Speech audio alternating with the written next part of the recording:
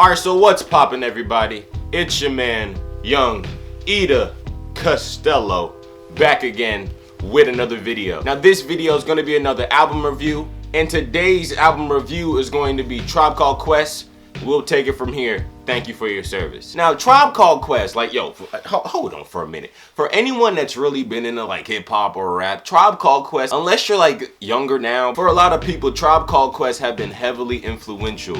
Like when you look at rappers like Pharrell, when you look at like a Kanye, Common, Tribe Called Quest has been influential for every single one of their careers, and a lot of new rappers also. I mean, they have classic albums like Midnight Marauders, The Low End Theory. Like they got some heat. So like I know I got a lot of younger viewers and a lot of people like 16, 17 who probably haven't even heard a Tribe Called Quest song. So I recommend you, bro, if you haven't even heard that, check out Midnight Marauders or Low End Theory, because you're in for some dope stuff right there. So like after really like diving into Tribe Called Quest and trying them out like my 9th grade year, my 10th grade year, when I heard that they were coming out with this album, their last album, it was a lock. I definitely had to check it out. But for this album, they will be without one of their group members, the legendary Phife Dawg, because he did pass away from diabetes. But one thing that I will say is that once you listen to this album, he is throughout almost every single song on this album. So in that way, it definitely felt like a true Tribe Called Quest project. So without further ado,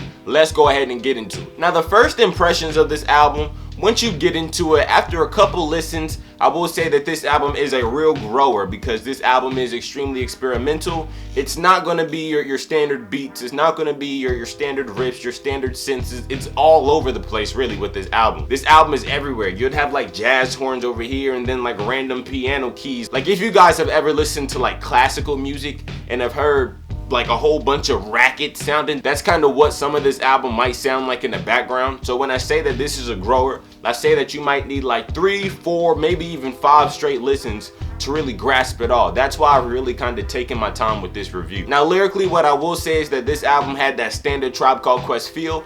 I will say that though, for every single song that's on the Tribe Called Quest album, nobody really kills it, and that's what I feel like this album is missing. This album is missing that one freestyle, that one bar, that one verse that just destroys everything. Like you guys know, like when you guys listen to a certain album, there's always a highlight standout moment.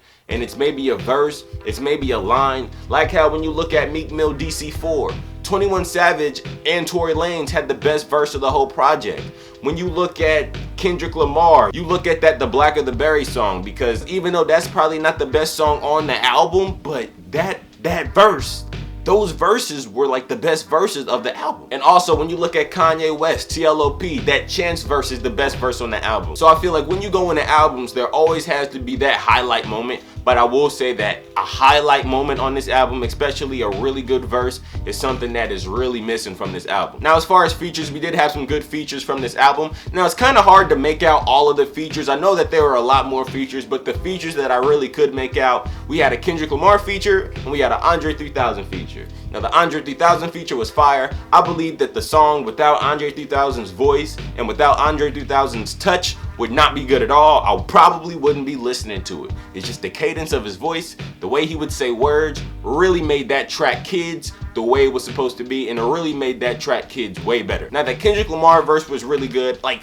one thing that I was really worried about with a Kendrick Lamar verse is that a lot of the instrumentals on this album are weird. They're all experimental. They're all over the place. So I was kind of worried with like what kind of instrumental Kendrick Lamar would be rapping on. But once I actually heard it, yes, the beat was good for his style. He did his thing. He did his Kendrick Lamar thing. But he didn't go in. His verse wasn't really that long. So I feel like, make Kendrick Lamar's verse a little bit longer. Let him showcase something, then I probably would have liked it better. But I do still feel like that Kendrick Lamar verse was solid. Also through this album, you get a lot of political rap. I don't know about y'all, I don't know about any of y'all, but I know that in the Midnight Marauders and the Low End Theory, I didn't catch a lot of political rap. But then again, it has been a long time since I heard it. So it kind of surprised me hearing political rap in this album. I mean, like you hear a lot of talks about, I believe the Eric Gardner death. I believe Black Lives Matter. You get a lot of verses about politics, the presidential election, how people don't care about us blacks. You hear a lot of stuff like that. And I think that that's cool. I think that political music is cool.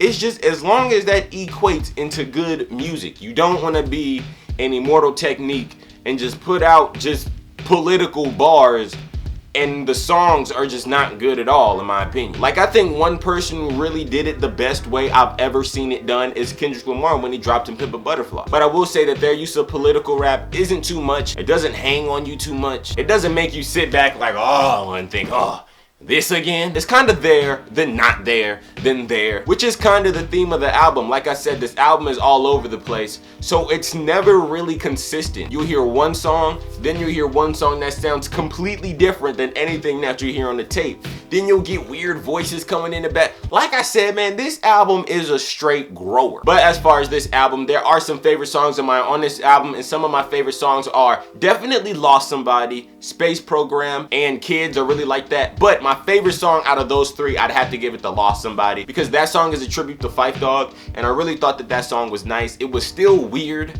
the way the beats were. You never really expect it to go the way that you thought it was gonna go. They actually find a different way around it and hit it that way, which is just like out of the ordinary. So it's weird in that way. But I feel like it was a good tribute song. I really like the piano keys. The piano keys are really moody. It just made for a good listening experience. But one thing that I feel like Tribe Called Quest should have done, since this is going to be their last album, like if I could critique one thing, it'll be like, this is your last album, so you have one last chance to really showcase something. So why not, through this last album, make it a tribute album throughout your whole career? Make it a little bit more cinematic. Like, I kind of wanted to sit and listen to this and think, man, the era of Tribe Called Quest is over. But instead, I kind of just sat through it like, okay, I kind of see what they're trying to do here, but oh, okay. I just feel like if they would have made it more cinematic, if they would have made it a little bit more moody, if they would have made it a little bit more epic, it would have been a way better album. Also, this album comes with a second disc, and I will say that the second disc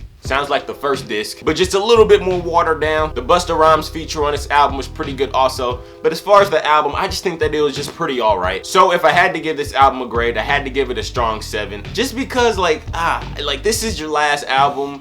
There's no standout verse. There's no standout bars. It's kind of just like a mess of a project that's not a bad mess in my opinion. It's just all over the place. It's very experimental, so it's like they're taking a risk on this album, most definitely, but it's just, it doesn't give me that feel that I should feel when it's your last album. Like the Black album, that was supposed to be Jay-Z's last album. The last song, My First Song, that is an incredible way to end out an album. Then you got December 4th to start it off, having his mom talk about when Jay was little and how he used to play on the drums. And just the title of it, The Black Album, that was just incredible. And I feel like if you're gonna make a last album, like a final album, I just like it to be a little bit more cinematic than that. But alright everybody, that was the video. Hope that you guys have enjoyed it. More videos are coming soon. How did you guys like this album? Did you think that the album was dope? Did you think that it was a good final album? Did you think that it was whack? Did you think that it was some trash? If so, put that in the comment section down below. Like I always say, more videos are coming really soon. I got your clothing hauls, I got your sneaker videos, I got your My Kicks, I got a Q&A coming up also, and more album reviews. So without further ado, I just gotta say, hey, blessings, blessings, blessings, and yeah, Chris